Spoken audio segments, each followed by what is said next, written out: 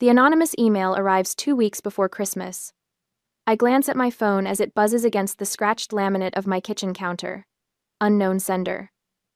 Subject line: They're using you. My finger hovers over the delete button, probably just spam, but something pulls me back. Call it instinct. Call it 32 years of waiting for the other shoe to drop. I tap it open. No message, just a single video attachment. I click play. The screen fills with my parents' living room, the house I'm still paying the mortgage on. The camera angle is slightly crooked, as if someone's recording discreetly. My father, Gideon, lounges in his leather recliner, the one I bought him last Father's Day. My mother, Meryl, perches on the arm of the sofa, wine glass dangling between manicured fingers. And there's my brother, Corbin, sprawled across the couch like he owns it, though at 25, he hasn't paid for a single thing in his life. They're laughing. Not the polite chuckles they offer at my jokes during our weekly dinners, but real, uninhibited laughter. She's so practical. My mother scoffs, rolling the word practical around her mouth like it's something bitter. She's really planning to make us eat her dry turkey on Christmas Eve. Corbin bursts out laughing, nearly spilling his wine. Seriously, she has zero taste. He gestures broadly at the room. Remember that awful painting she bought for the entryway? God. My stomach tightens. That painting cost $300 money I'd saved for a new winter coat. Dad raises his glass, his voice dropping to a conspiratorial tone. A toast to Rosie's bonus. Can't wait for Aspen. Aspen? What Aspen trip? But it's Corbin's next line that stops my heart. He lifts his glass, smirking. Just as long as the workhorse keeps pulling. The screen blurs as a rush of heat floods my face. Workhorse. The room spins, and suddenly I'm not here anymore. I'm 25 years old again, sitting at my old desk, staring at my laptop screen with burning eyes. My finger hovers over the cancel button on a booking confirmation for a trip to Italy. A trip I've saved for over a year, pinching pennies, bringing leftovers for lunch, taking extra shifts. My phone lights up. Mom calling. Rosie? Her voice is tight with panic. Corbin wrecked another car. The insurance won't cover it. We don't know what to do. I look at the Italy confirmation page. 14 days exploring Tuscany. A dream postponed from college, from my first job, from every other time something more important came up. How much do you need? I hear myself ask. $5,000. My entire Italy fund, gone in a single bank transfer. You're the only one we can count on, Rosie, Mom had said. What would we do without you? The memory fractures as I snap back to the present. The video continues playing. They're discussing their Christmas lists now, what they expect from me. A new watch for Dad, some designer purse for Mom. Corbin wants a high-end sound system for his studio. And suddenly, the pain isn't dull and familiar. It isn't the resigned ache I've carried for years. It's a cold, clear, liberating rage that straightens my spine and clears my vision. I look around my small rental apartment, really look at it. The worn furniture I've kept because it still works fine. The bare walls because decorating is an unnecessary expense. The tiny kitchen with appliances from the 90 seconds. A cage I built for myself, brick by brick, sacrifice by sacrifice. My phone buzzes again, a text from Mom. Don't forget to pick up that nice bourbon your father likes for Christmas Eve dinner. I place the phone face down on the counter. My hands aren't shaking anymore. This, I whisper to the empty apartment, is the end. The words hang in the still air. Not a melodramatic promise, not an empty threat, just a simple, inescapable truth. For 7 years, I've been the family ATM, the dutiful daughter, the responsible one, the workhorse, no more. I pick up my phone again and watch the video one more time. Each laugh, each dismissive comment, each casual cruelty carving away the chains of obligation I've wrapped around myself. I notice a detail I missed, a glint of a ring on a hand briefly visible at the edge of the frame. Whoever recorded this was in the room with them, watching this happen, and decided I deserved to know. I don't recognize the hand, but I silently thank its owner. Some betrayals are a gift. I stand up straight, walk to my laptop, and open my bank account. The annual bonus notification blinks at me from the screen. 6 figures, the money my family is already spending in their minds. For the first time in my adult life, I smile at my bank balance and think, mine. Not their house payment, not Corbin's next mistake, Not my parents' vacation, mine. I take a deep breath and begin to type. It's time to make some changes. The rage gives way to clarity. I watch the video again, focusing this time not on the mockery but on the details. My finger hovers over the screen, rewinding to catch what I missed. There, Corbin, lounging with his feet up on Mom's coffee table, the one I helped her pick out last year. She just gave me $1,000 for art supplies last week. He brags, making air quotes with his fingers. I used it to buy this 8K TV. He gestures toward something off camera with a smug grin. Dad laughs, tipping back his bourbon. Now that's art. My stomach knots. That $1,000 was from my last paycheck, money I'd sent when Corbin called, claiming he needed supplies for a gallery showing that would finally get his career started. I'd skipped lunch for 2 weeks to make up the difference in my budget. This isn't just emotional betrayal, it's fraud. Plain and simple theft.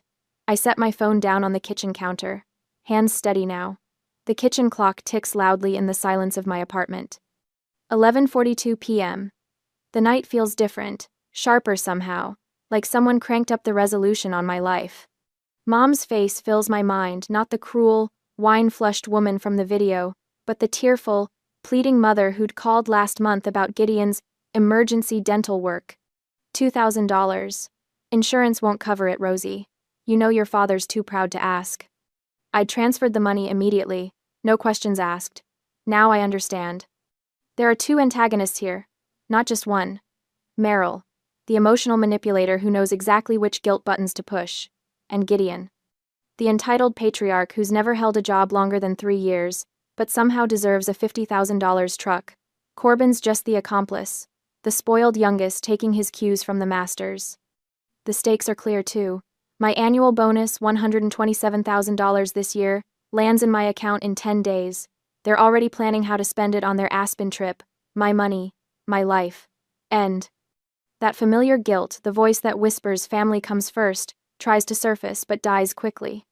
The cozy Christmas Eve dinner I'd been planning, the prime rib I'd already ordered from the butcher, the gifts wrapped and hidden in my closet, it all seems pathetic now. The elaborate ritual of a woman desperate for scraps of approval. My laptop glows from the coffee table. I walk over, pull up my calendar, and dial my boss's cell. It's late, but Diane always answers. Rosalie, everything okay? Her voice is alert despite the hour. I need to take my PTO, I say, surprised by the steadiness in my voice. All 3 weeks, starting tomorrow. A pause. The Kessler account. I closed it this afternoon. The paperwork's done. A $1.2 million deal, my biggest of the quarter. Are you sick? Family emergency? The concern in her voice almost makes me laugh. I just need some time, I tell her. I'll be back for the quarterly meeting. Okay then, she says slowly. You've earned it. I'll process it first thing tomorrow. Thank you. I hang up, already opening a new browser tab. 20 minutes later, I have a first-class ticket to Jackson Hole, Wyoming, leaving at 10 a.m. The Amangani Resort confirms my reservation moments after that, a suite with a view of the Tetons and a heated infinity pool. Next comes the digital lockdown. I log into my bank account, navigate to the automatic payments section, and systematically cancel each one. $2,500 for my parents' mortgage, $700 for Gideon's truck payment, $500 for Meryl's country club dues, and Corbin's $1,000 monthly allowance. The confirmation screens bring a satisfaction I've never felt before. I change every password: bank, email, social media, Amazon, and enable 2-factor authentication on each account. My phone buzzes with verification codes as I methodically secure my digital life. An email to building management takes only seconds to compose. Due to security concerns, please rekey my apartment, 12B, immediately. I'll cover any associated costs. I hit send without hesitation. The clock reads 1:27 a.m. when I make the final call to Elite Catering, where I'd placed a $1,800 order for Christmas Eve dinner. This is Rosalie Prescott, I say when their after-hours service answers. I need to change the delivery address for my December 24th order. Of course, Miss Prescott. What's the new address? I smile for the first time in hours. Fire Station #5 on Madison Avenue. It's a donation. Please include a note. Happy holidays to our local heroes. That's very generous. the woman says. We'll take care of it. Thank you, I say, and end the call. I walk to my bedroom window and look out at the city lights. For 7 years, I've poured my life into a bottomless pit of need, believing that sacrifice meant love. The memory of being called a workhorse should hurt, but instead, it feels like being cut free from a heavy weight. My phone buzzes with a text from Mom. Don't forget we need that check for the roof repair by Friday. Love you. I don't reply. Instead, I silence my phone, place it on the nightstand, and begin to pack for Wyoming. In the morning, I'll be gone. The first flight of my life that isn't for work or family obligation, just for me. My family will discover what happens when the workhorse breaks free. And I'll be watching from 1,500 miles away, sipping champagne in first class. Around 7 a.m., I fold my last cashmere sweater, the one I bought on clearance 3 years ago, and tuck it into my suitcase. The zipper glides smoothly around the perimeter, sealing in my small act of rebellion. 3 weeks at the Amangani in Jackson Hole won't be cheap. But for once, I'm not calculating the cost against anyone else's needs, just mine. My phone vibrates against the nightstand, dancing across the surface like an angry wasp. Gideon's name flashes on the screen. I stare at it for 3 full rings before picking up. Hello? I keep my voice neutral, my fingers still resting on the closed suitcase. Rosalie. My father's voice is a thunderclap. The dealership just called. The truck payment was declined. What the hell did you do? Fix it, now. The old Rosalie would have scrambled to her laptop, apologizing profusely while frantically transferring funds. That Rosalie died watching a video 2 days ago. That's weird, Dad. My voice is flat, emotionless. Must be a bank error. I'm walking into a meeting. I'll check on it later. Later? This is serious. They're threatening to report it to... Gotta go. I hang up before he can respond. The silence that follows feels like victory, small but unmistakable. 7 years of jumping at his commands, erased with 2 little words. Gotta go. My thumb hovers over the screen for a moment before sliding the phone to Do Not Disturb. No more interruptions, no more emergencies, no more guilt. I grab the handle of my suitcase, lift it from the bed, and walk out the door without looking back. The airport is a blur of muted holiday decorations and harried travelers. I move through security with practiced efficiency, my mind already in Wyoming. The first-class lounge offers a moment of quiet reflection before boarding. I sip a glass of champagne and watch the planes taxi across the tarmac, each one carrying people toward or away from their own private battlefields. By nightfall, I'm stretched out on a king-sized bed at the Amangani, the Grand Tetons, a majestic silhouette against the darkening sky. For the first time in years, no one knows exactly where I am. No one is counting on me for anything. The freedom is dizzying. The days blend together in a haze of spa treatments, gourmet meals, and long naps. I take a snowshoeing tour. I read books I've been meaning to start for years. I sit in front of the fireplace in my suite and watch the snow fall on the mountains. And I wait. Christmas Eve arrives with a fresh coating of snow across the landscape. The resort is decked out in tasteful holiday splendor, elegant pine garlands, subtle twinkling lights, the scent of cinnamon and spruce hanging in the air. I spend the afternoon in the heated infinity pool, steam rising around me as snowflakes dissolve on contact with the water's surface. The contrast between hot and cold, between the sheltered pool and the wild landscape beyond, feels like a metaphor for my life, the before and after of the video. At precisely 6 p.m., when I should be serving the Christmas Eve dinner I'd planned, my phone explodes with notifications. I've turned it back on for the first time in days, but only to witness, not to engage. The texts roll in rapid fire. From Meryl, where are you? From Corbin, Mom's freaking out. From Gideon, the door is locked. From Meryl, we're standing outside your apartment. From Gideon, this isn't funny. I take a sip of my mulled wine and open the Ring camera app. There they are, huddled on my apartment landing like confused tourists who've shown up at a closed attraction. Meryl in her cashmere coat, the one I bought her last Christmas. Gideon stomping his feet against the cold, his face a storm cloud. Corbin leaning against the railing, checking his phone, probably texting me for the 10th time. I watch as confusion morphs into frustration, then anger. Meryl rings the doorbell repeatedly, as if persistence might magically produce me. Gideon pounds on the door. his shoulders hunched with righteous indignation.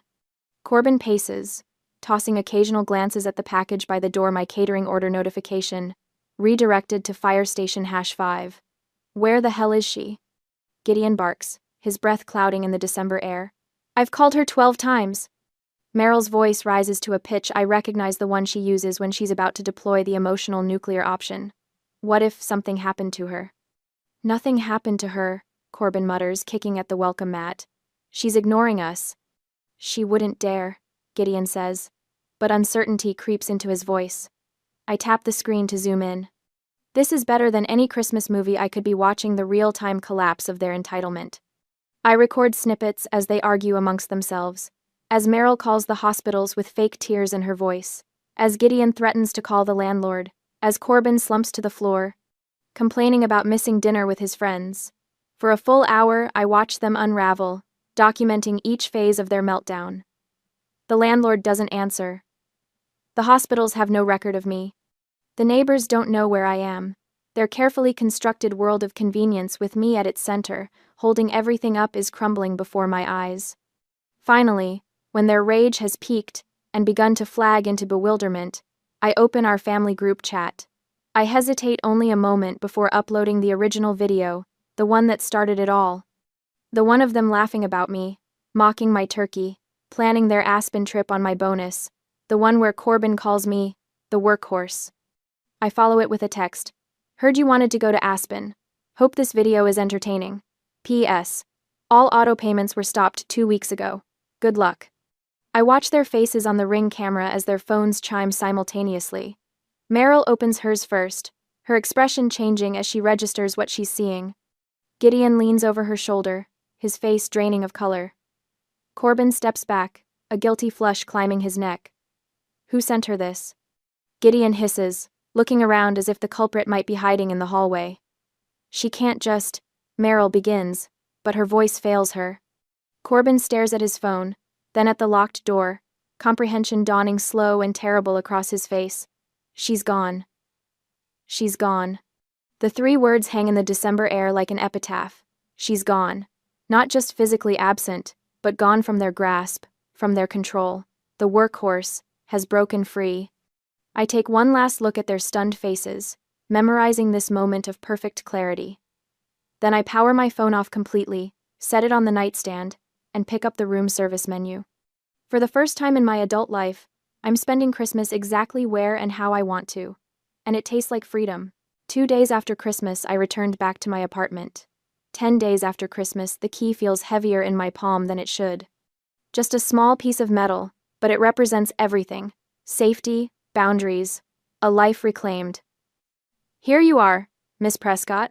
All done, the leasing agent says, sliding the paperwork across her desk. Your apartment has been completely rekeyed as requested. I pocket the new key and sign where indicated. My phone buzzes in my purse, the 44th missed call, since I returned from Wyoming this morning. I haven't listened to a single voicemail or read any of the texts that accumulated during my 3-week absence. Instead, I've been systematically deleting them, one by one, like pulling weeds from a garden I'm finally tending.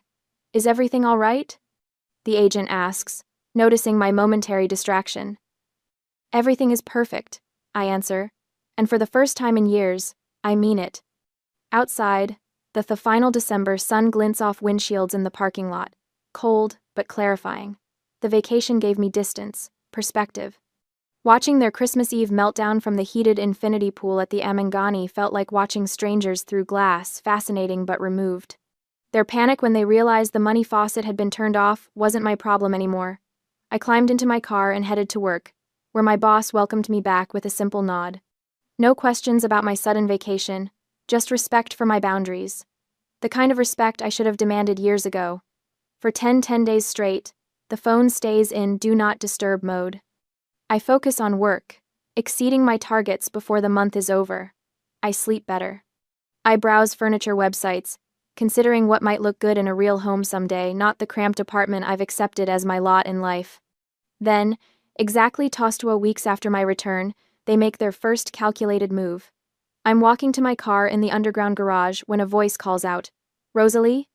I turn to see Aunt Jessica, my mother's sister, stepping from behind a concrete pillar. Her Burberry coat and perfectly coiffed silver hair seem out of place in the dim fluorescent lighting. Her presence is no accident. This is a carefully orchestrated ambush. Aunt Jessica. I keep my voice neutral. This is unexpected. She approaches, hands clasped at her chest, concern etched into her surgically tightened face. Oh, Rosalie, your mother is absolutely devastated. She hasn't slept in weeks. I say nothing, just stand there, keys in hand. The family is falling apart, Jessica continues, her voice dropping to a practiced whisper. Your father's truck was repossessed. They might lose the house. And Corbin, she pauses dramatically. He's talking about moving back in with them because he can't afford his rent. The old me would have crumbled under the weight of this guilt trip. The old me would have apologized, promised to fix everything, drained my accounts to soothe their manufactured crisis.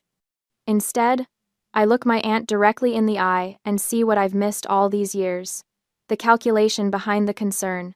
The manipulation beneath the worry. This isn't love. It's a sophisticated hostage negotiation, and I've been the only one paying ransoms. Rosalie. Jessica steps closer, touching my arm. You need to be the bigger person here. Family is everything. You need to fix this. I gently remove her hand from my arm. Thank you for your concern, Aunt Jessica. I understand this must be difficult for everyone. This is a private matter, and it is handled. Her eyes widen. She expected tears, apologies, promises to call Mom right away. But I hope you have a wonderful day. I unlock my car, slide inside, and close the door with a soft click. Through the window, I watch Jessica's shocked expression as I drive away. She'll report back to Meryl, of course. My mother will dissect every word, searching for weaknesses to exploit. My refusal to engage will be interpreted as a challenge rather than a boundary. The next attack comes 3 days later. I'm in a meeting with our marketing team when my desk phone lights up. Linda, our receptionist, rarely interrupts meetings. I'm sorry, the coffee shop bustles with mid-morning energy, but Marina sits perfectly still across from me, her fingers tracing the rim of an untouched latte. 3 months have passed since Christmas Eve, and this is our first face-to-face meeting. The woman who changed my life with a single video file. I couldn't stay silent. Marina explains, her voice soft but steady. I was washing my hands and came out of the bathroom when I heard your mom say, Rosalie is the easiest one to control. Then they all laughed. She looks up, brown eyes clear with conviction. I was disgusted by the cruelty, so I took out my phone and recorded. I nod, studying her. She's prettier than Corbin deserves intelligent eyes, no nonsense posture. I search for pity in her expression and find none. Just clarity. I broke up with him right after, she continues, stirring her coffee without drinking it. I realized he's just like them, a user. You deserve to know the truth. The words hang between us, and I feel a weight lift that I didn't realize was still there. Someone else saw it. Someone else thought it was wrong. My family's toxicity wasn't just my perception, it was real enough that a relative stranger risked drama to expose it. Thank you, I say simply. You changed everything. Marina shrugs one shoulder. You would have figured it out eventually. Maybe. But who knows how many more years I would have wasted. I take a sip of my Americano. What made you send it when you did? Corbin asked me what I was getting you for Christmas. Her mouth twists.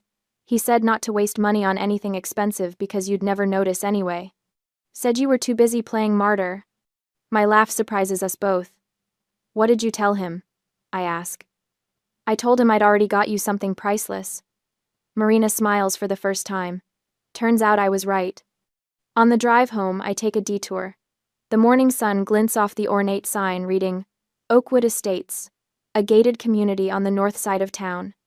I slow down as I pass the sales office, my heart quickening as I scan the security features, the tall, wrought iron fence, the state-of-the-art call box, the roving security patrol. The trap I've been setting isn't the kind my family would expect.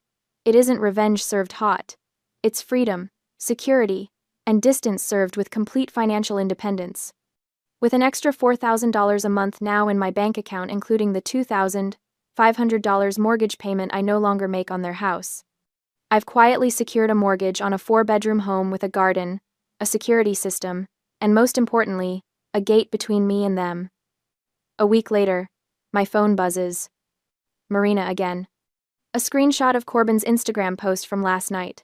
The image is pathetic. All three Prescotts, Gideon, Meryl, and Corbin, crammed onto a stained sofa in what must be Corbin's dingy apartment. My father's face is strained, his early retirement, now looking more like unemployment. My mother's perfectly maintained hair has lost its luster, and Corbin looks like he hasn't slept in days. But it's the caption that makes me pull over to the shoulder of the road. No matter what happens, family is everything. Enjoying a cozy night in. Family first, blessed. Marina's text follows. Look at this hypocrisy. They're trying to play the victim. I stare at the photo again, the cramped space, the tension in their postures, the fake smiles that don't reach their eyes, the desperate attempt to project happiness while their world collapses around them. 3 months without their workhorse, and this is what remains. I don't feel the satisfaction I expected, just a hollow recognition of what was always beneath the surface. A family built on extraction, not love. Without someone to drain, they're lost. Thanks for sending this. I text back to Marina. Would you like to come to a housewarming party after I prepare everything? Nothing fancy, just a small dinner. I will let you know the exact date later. I don't wait for her response before pulling back onto the road toward the real estate office. The papers are ready for my signature. A month after moving into my new house, the notification pops up on my phone while I'm unpacking kitchen boxes. The high-tech gate camera shows a familiar figure standing at the call box, her finger pressing the button repeatedly. My mother's face is streaked with tears, her hair wild in the spring wind. Rosalie, please. Her voice cracks through the speaker system. Your father. He's sick. We need you. A year ago, those words would have sent me racing for my car keys and checkbook. 6 months ago, I would have felt a twinge of doubt. Today, sitting in my sunlit kitchen surrounded by boxes of new dishes I chose for myself, I feel nothing. I watched Meryl's performance for a few moments. The theatrical sobs. The mascara she carefully smudged beneath her eyes. The conveniently vague emergency. It's the maximum pressure move in her arsenal. Even at a distance, I can see the lie. Dad isn't sick. This is desperation, not emergency. The workhorse is now the gatekeeper. The script is flipped. 7 years of manipulation crashes against a simple electronic barrier, and my newfound immunity to guilt. My finger hovers over the intercom button. What would I even say? What could possibly bridge the gap between us now? A part of me, small and fading, still wants to believe there's something worth saving. But when I think of Marina's words, of the laughter in that video, of Rosalie is the easiest one to control, I know there's nothing left to say. I tap the dismiss button on the notification. The feed cuts out. In the silence of my new kitchen, I unpack a set of wine glasses I bought the day before. Beautiful, unnecessary things I'd never have allowed myself to own in my old life. I set them carefully in the cabinet, arranging them just so, taking my time. The sound of a car engine starting and fading away drifts through my open window. She's gone. I open a bottle of Chianti I've been saving and pour myself a glass. The ruby liquid catches the afternoon sun as I raise it in a silent toast to the woman I've become, to boundaries that hold, to freedom hard-won, to a life that is finally, completely mine. When my phone buzzes again, it's not the gate camera, it's Marina. I am glad you kept the boundaries. They don't deserve you at all. I smile and type, thank you for everything. See you soon. The feeling of freedom has never been better.